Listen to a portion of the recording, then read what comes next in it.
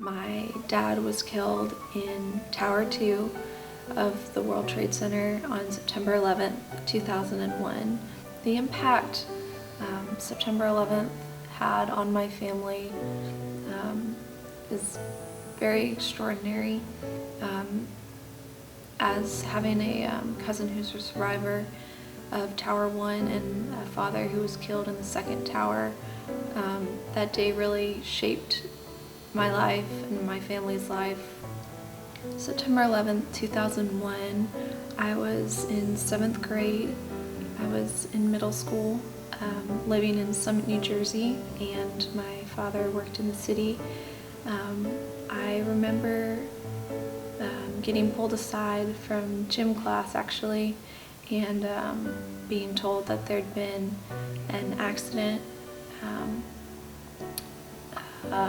at the World Trade Center, and that I needed to come into the office. I remember seeing the screen on the TV in the office. Just try to imagine for a minute someone you know or a loved one having to experience what went on that day and having to experience the terror just being in those buildings. It's very difficult to watch the images, knowing that, for me, knowing that my father was in there and had to suffer through those attacks. I remember coming home to my mom and cousins and family minister all surrounding the TV at home. It's just a really helpless feeling, just watching the images and watching the tower collapse in front of you, and there's nothing you can do.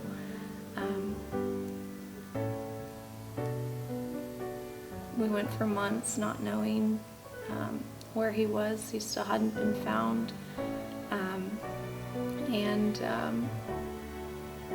It wasn't, like I said, till a couple months after that day when they had actually pronounced him dead. Probably the hardest part were the months after the event, not being able to find him, watching my mom and family go from hospital to hospital and continue the search for him.